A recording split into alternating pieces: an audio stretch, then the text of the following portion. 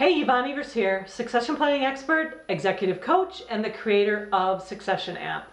Today I'm going to tell you a story called How to Get Out of Being Board Chair. Leave.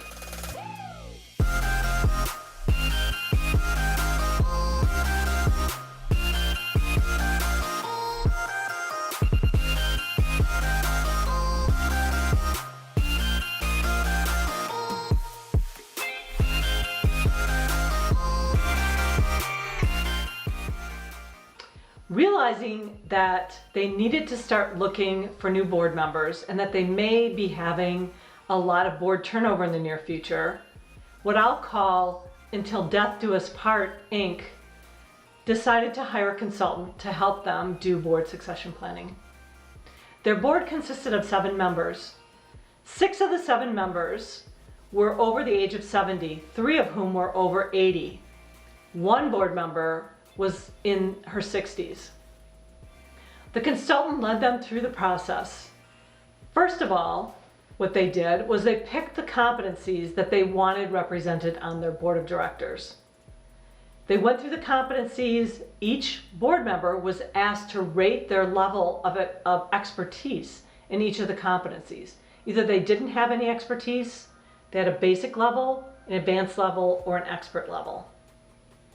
Then the next step of the process in board succession planning is to have the board members estimate when they might be leaving the board. Here's where there was a bunch of anxiety amongst the board members. So board members were like, well, I don't know when I'm going to be leaving, or I don't know if I'm still healthy enough I want to be on the board, or is everything set in stone if I write down a certain date?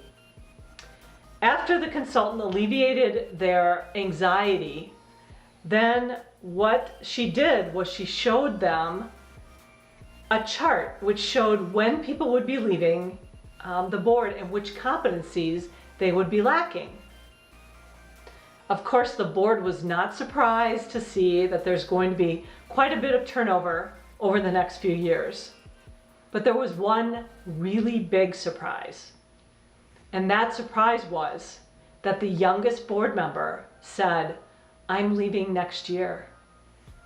And when asked, she said, because I don't want to be board chair. Then the board chair explained that every person has to take their turn in board leadership roles and that they rotate the positions every year. So there's a new board chair every year. So what issues do you hear in this story? First of all, are they going to have a lot of board turnover? That's an obvious answer. It was answered in the story, yes. Second of all, are they going to be able to find new board members? That's one thing that people are struggling with right now.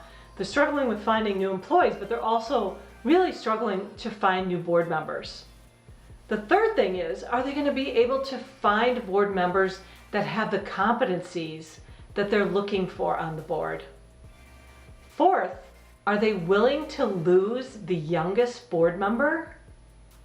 And fifth, how is all of this turnover going to affect their CEO or their executive director and all of their employees? So what can you do if you're experiencing any of these things or all of these things at your organization? First of all, make sure you're doing board succession planning on a regular basis. Second of all, make sure you have some flexibility in terms of board leadership. Not everybody is cut out to be board chair, for example. Some people want to be board chair, some people would rather not, and some people just aren't cut out to be in that role. And third, create board leadership guidelines. And I would call them guidelines instead of putting them into policy form.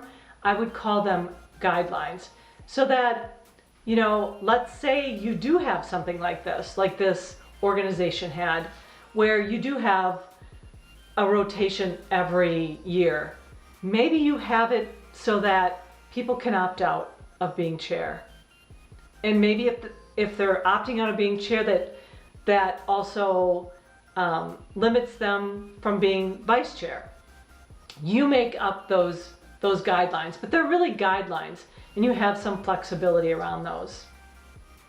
I've attached below guidelines to creating a board succession plan. Hopefully you'll find that helpful, especially if you're experiencing any of the difficulties that the people in this story are experiencing. Don't forget to hit the subscribe button below to get information on succession planning, what you need to know.